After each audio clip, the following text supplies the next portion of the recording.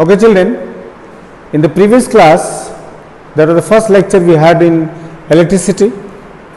We discussed that current flowing through a wire will actually depend upon the potential difference. Now, we understand therefore that for maintaining the flow of current through a wire, we need to provide a potential difference, right? A potential difference is a must. Without potential difference, we will not be able to have any current, right? So, we will be discussing what is the dependence of current on applied potential difference, but before that, we will discuss a small term called electric circuit. What is electric circuit? Let us understand what is exactly electric circuit. Here we have a wire. Suppose the wire is AB. I want to make a current flow to the wire. So, first thing I need is a battery. So, here what will I require? I will require a battery. This is a battery. And the next, I need to switch the battery on and off. So, I require a switch.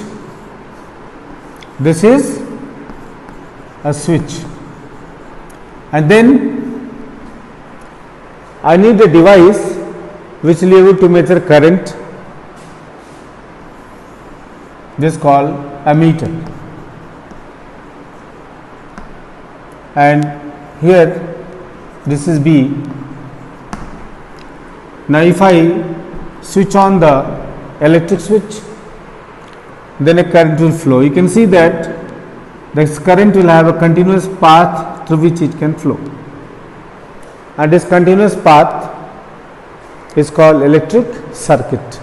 So, electric circuit is nothing but a closed path followed by current, and this has to have wire, it has to have a battery or a cell, it has to have a switch, it has to have an ammeter for measuring current, and it can also have a voltmeter for measuring potential difference. Okay. So, we will first define what is electric current. A closed path which allows flow of current is called electric circuit. Okay. You can take screenshot and you can write all the definitions. A closed path which allows flow of current is called electric circuit. So, electric circuit we can explain like this: we have a wire, we have a battery, we have a switch, we have an ammeter. But these block diagrams are not permitted actually. There are symbols that we use for different parts of an electrical circuit. Let us see. And these symbols will be very often used by us. So, you make sure that you understand these symbols. First one is wire. Clear? A wire can be shown straight or it can be shown in the form of a resistance also. Clear? Then you have a resistance wire.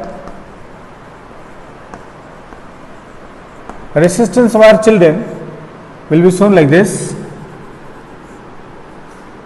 or like this. Let us use it. If it is shown like this, it has fixed resistance. What resistance? Fixed resistance. Now, we have another resistance wire.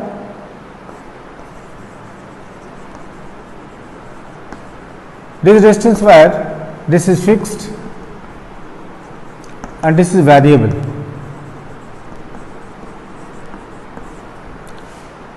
If it is a variable resistance, it is shown like this. This is also called a rheostat. So, rheostat is basically a variable resistance. A resistance, an arrow going through it will be variable resistance or rheostat. We will be using in verification of Ohm's law It will be important for you. Now the next thing which you require is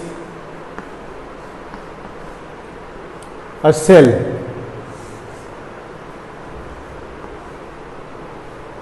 This is a cell. A cell will have two plates. The bigger one is positive and the smaller one is negative. Okay. Then your battery. A battery, children, is combination of many cells. Like I have one cell out here, and the cell out here, and the cell out here. It becomes a battery. Many cells together are known as a battery. Or I can also show like this: positive, negative, positive, negative, positive, negative. I can show like this also. Clear? Number 6. I have another source, a variable battery actually. It's called potential divider.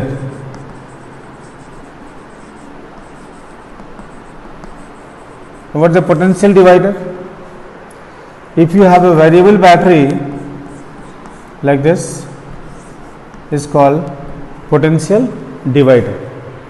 So potential divider, you can use either this symbol, or you can use a wire, resistance wire like this, and connect a battery out here,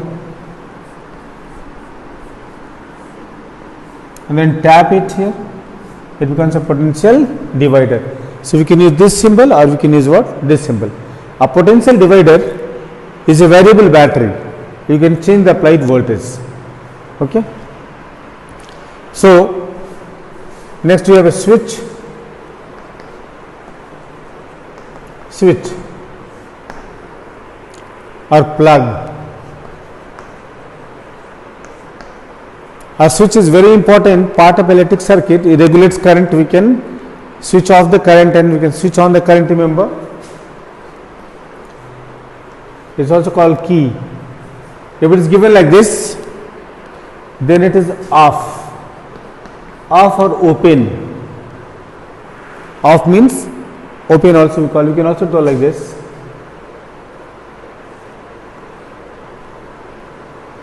This is open key, meaning it is off.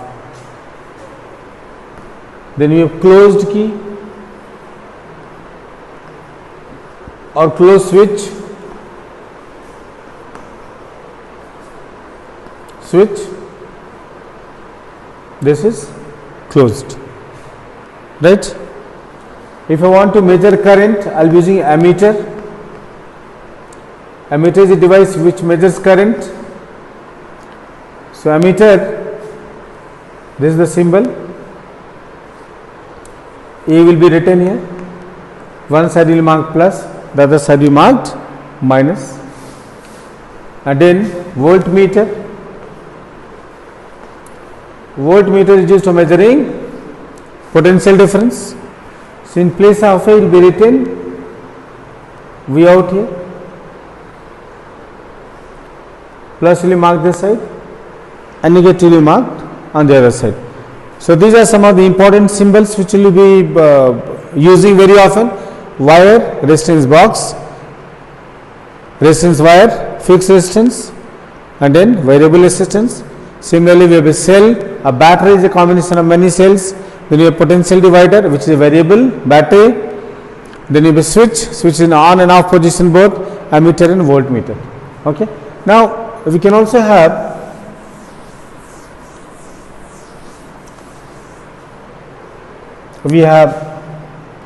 number 11, wire joint. If wires are touching each other, they will be indicated like here. There is a branch. There is one wire here and the wire is branching from here. If required, you can show one wire is branching from here also. But it is not necessary that wires will be always touching. So we have non-touching wires. Non-touching wire, how will you show, children? We have one wire out here. Another wire we show curve like this. This means these wires are not touching each other. Clear? So in all this you can take a screenshot. Make sure you take screenshot I'll give you a small window, you can take a screenshot and copy down all the notes on the board, okay. So these are the symbols that we'll be using when you draw circuits. So make sure that you all are familiarizing with all these symbols. Now in the beginning, we said that for making current flow possible through a wire, we need to use what? We need to use a battery, because the potential difference is very crucial to the flow of electrons, and battery provides what? Potential difference. So what is the relation between current and applied potential difference? Is what studied earlier by a physicist. His name was Simon Ohm, and we have a law which is important for exams. Make sure you understand this law and you practice it properly. It's called Ohm's law. Ohm's law. What is Ohm's law? Let's understand Ohm's law. I have a conductor out here. AB is the conductor. Across this conductor I connect a battery. I can use a variable battery, it will be good. So that I can change the applied voltage, and I can connect a switch here. I can connect an ammeter here.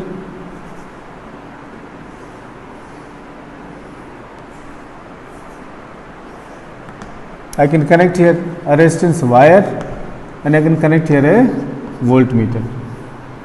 Now what the voltmeter will do? It will be reading the potential difference. And what this ammeter will do? Ammeter will be reading current in the circuit. Now Ohm found that if applied potential difference is more, then current is also more, right?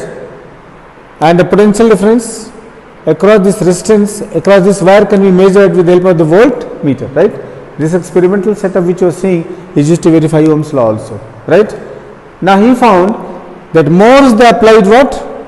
Potential difference here, and therefore out here, more will be the current flowing through the circuit, okay? And hence we have the law. According to this law,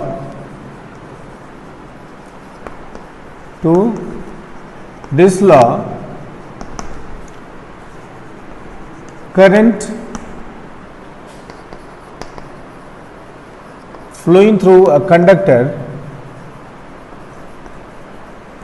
at constant temperature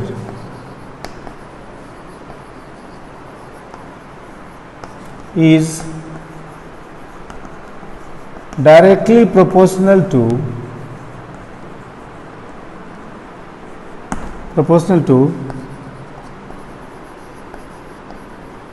applied potential difference.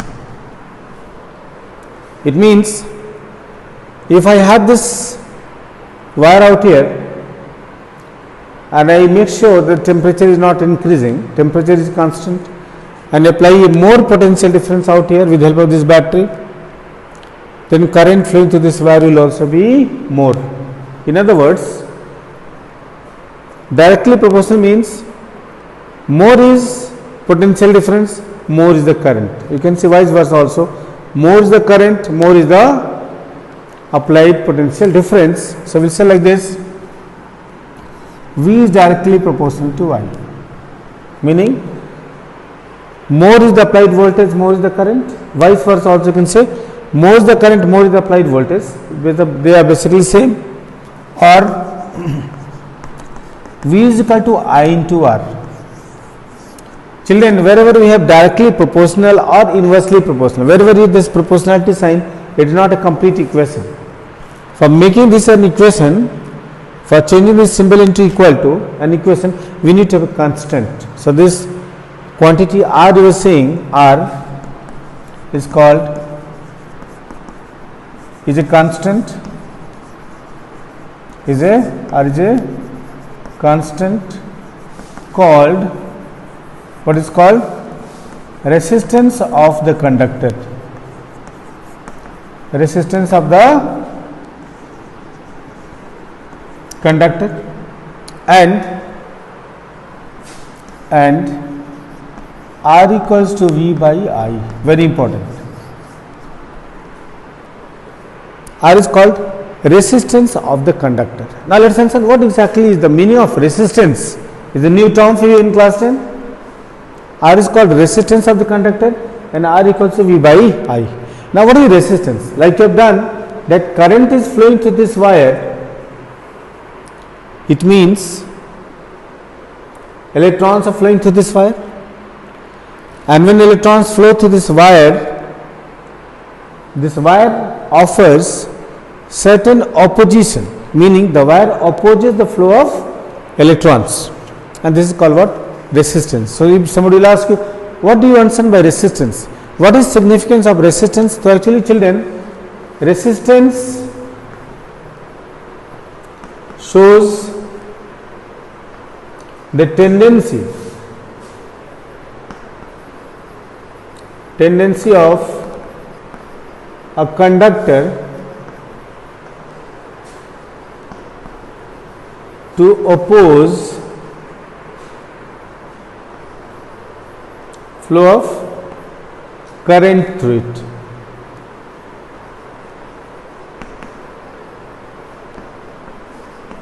So resistance is a natural property of a material to oppose flow of current through it.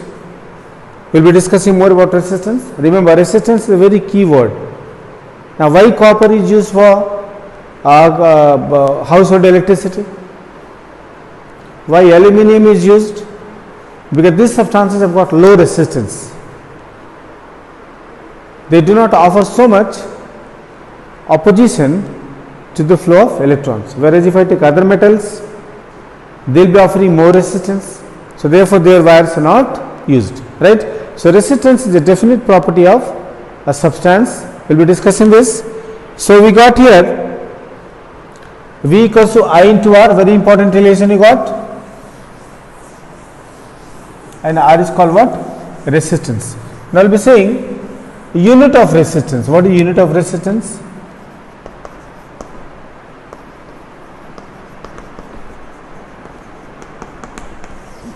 Unit of resistance. Actually children, we got R is equal to V divided by I. Basically, you know unit of potential difference, that is what? Volts.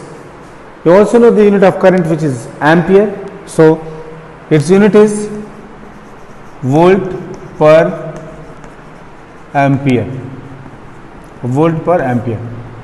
But this unit has been shortened as ohm. It is denoted by omega. So we will say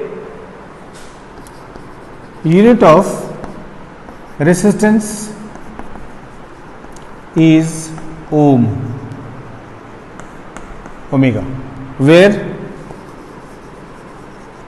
1 ohm is equal to 1 volt per ampere. Okay. So how we define 1 ohm? Let us see children. If applied voltage is 1 volt and current is how much? 1 ampere, then the resistance will be 1 ohm. Meaning, so we will define 1 ohm. Define 1 ohm. If 1 ampere current flows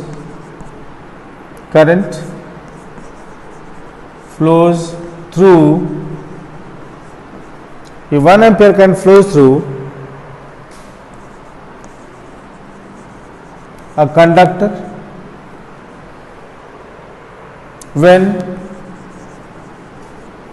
potential difference PD across the conductor is 1 volt, then resistance is equal to 1 ohm.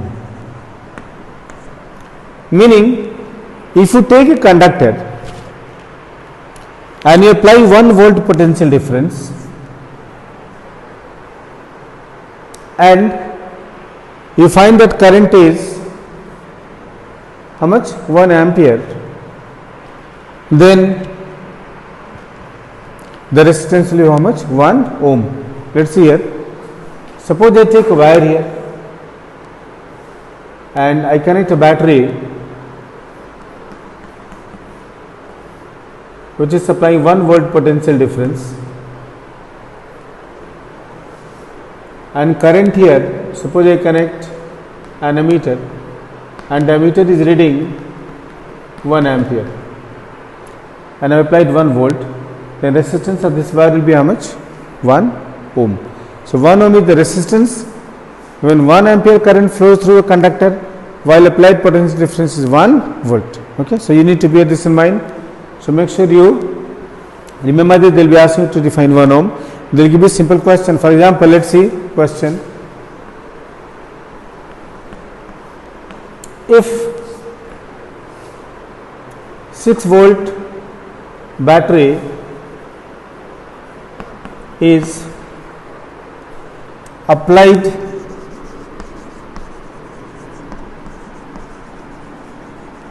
across a wire, 1.5 ampere current flows through it. Calculate its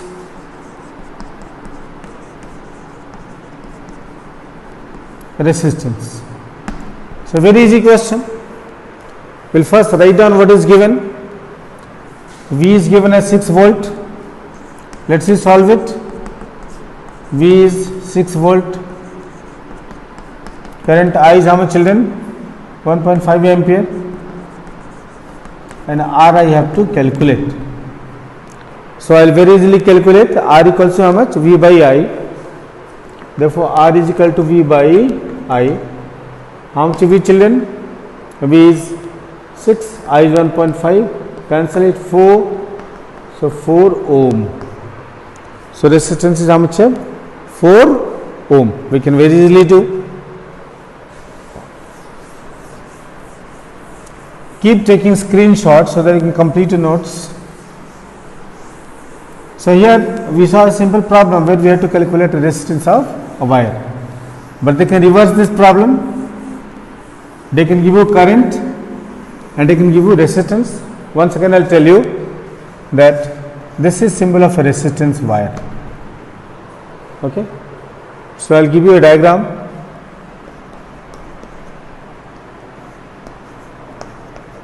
Two ampere.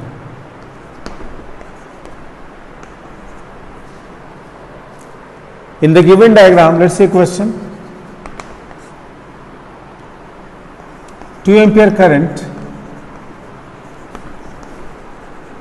flows through a 10 ohm wire as shown. Okay. Calculate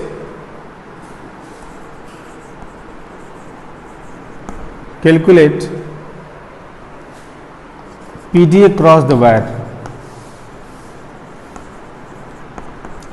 Calculate PD across the wire.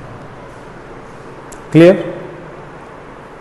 Now here I will be writing first what is given. Given is, children, I is 2 amperes. Resistance is how many ohms? 10 ohms.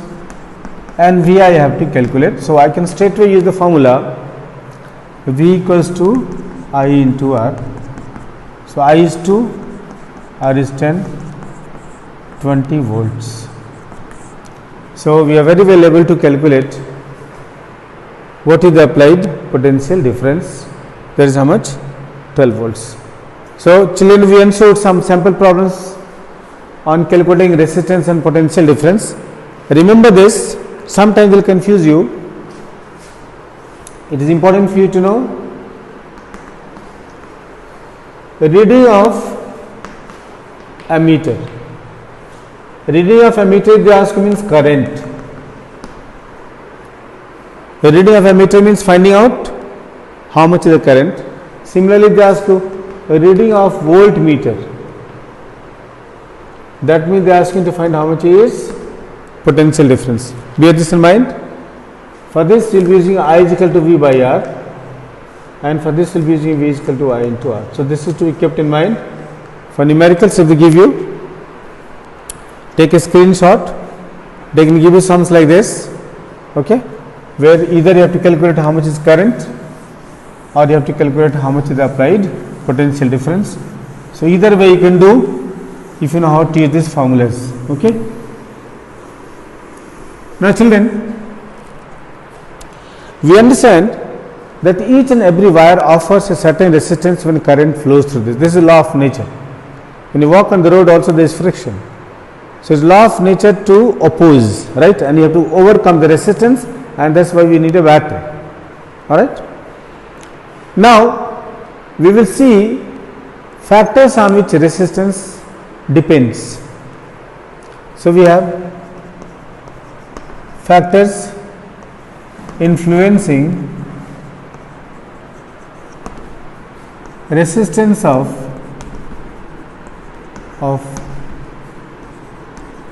a conductor. On what factors does the resistance of a conductor depend? First factor is length. Symbol of length is L. Children, remember, for any given cross section, more is the length of a wire, more is the current. Meaning, if I take a wire thick like the chalk, one wire is this big, other wire is this big. Then the loss is, if this cross section area is same, this area is same, like if this area is same, these two are basically having what? Same cross section areas. Let us see like this. I will show you two wires. One wire is this, the same cross section area you can see. This wire is smaller and this wire is bigger. Then the loss is, the more is the length, more is the resistance. So, we will say here, at a constant temperature,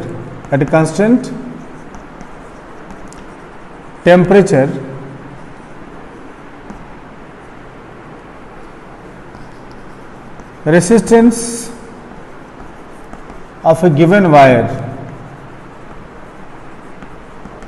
is directly proportional to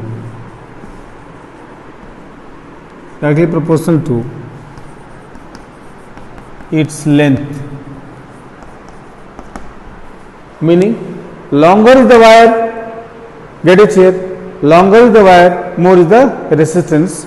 So, we are writing R is directly proportional to length. First factor. Second factor, cross section area will be denoting by A. What is cross section area? This is cross section area, thickness of the wire. This is cross section area. So, we say like this,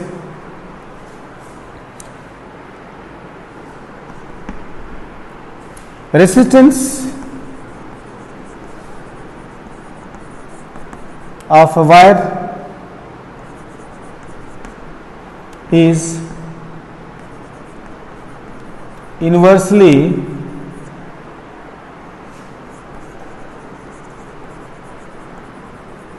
proportional to its cross section area. Its cross section area. Resistance of wire is inversely proportional. Inversely proportional is what? One is more, the other is less. Directly proportional is one is more, the other is more. L is more, R is more. More the length, more the resistance. But inversely proportional, if area will be more, then the resistance will be what? Less. Yes, like this. It has bigger cross section area, then its resistance will be less if it's a conducting wire. On the other hand, if I use my microphone wire, you can see it is thin, so its cross section area is less. If I take two wires, one is as thick as this chalk, the other is as thick as this microphone wire, then you will find the microphone wire is having less area, so you will have what? More resistance. And this thick wire is having more cross section area, so you will have what? Less resistance. So if you mathematically write this law, we will be writing is R is inversely proportional to area. Clear? So two factors.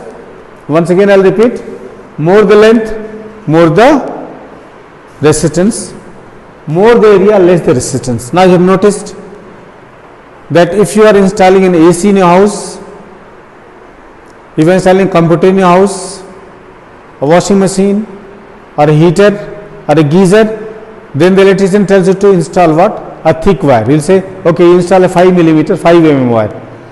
And if you just want to use it for bulb, then he will say that 2 mm wire will be enough, right? So why so? Because the thicker is the wire, less the resistance. Thicker is the wire, less the resistance.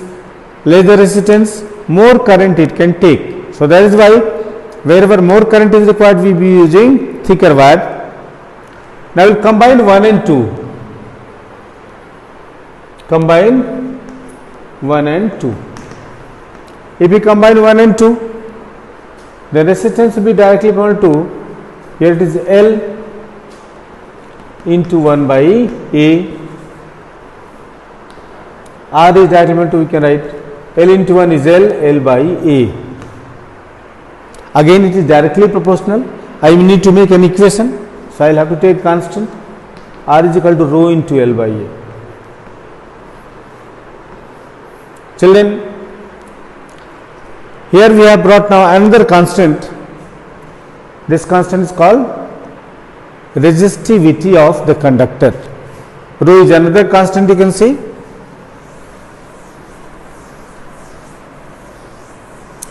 Keep taking screenshots so that you can copy all the notes on the board.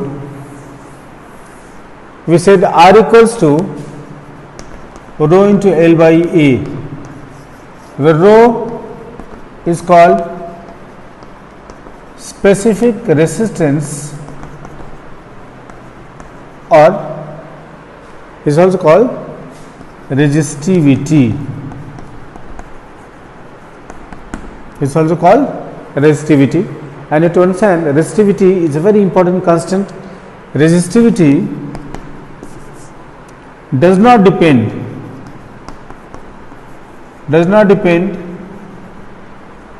upon length and cross section area. It's very important. The resistivity does not depend upon length or cross section area, but it depends only on temperature and nature of the conductor. Rho depends upon temperature and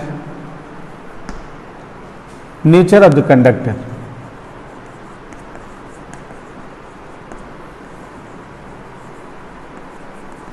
So we conclude, children, that resistivity is a more fundamental constant, and it actually does not depend upon the length. You can take a thick wire, you can take a thin wire, you can take a short wire, you can take a long wire.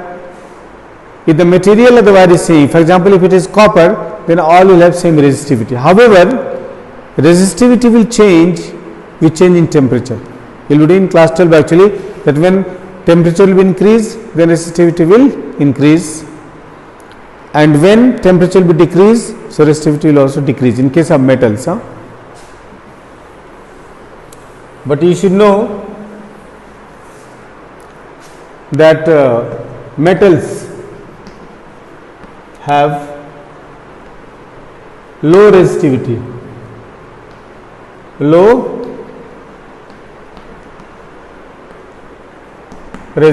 metals have low resistivity.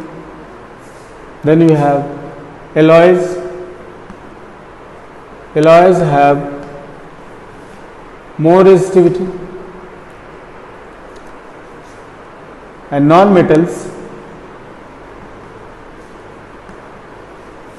have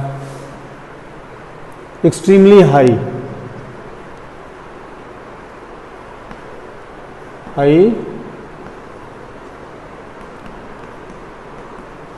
resistivity. So children, resistivity is a more fundamental constant. It depends upon the nature.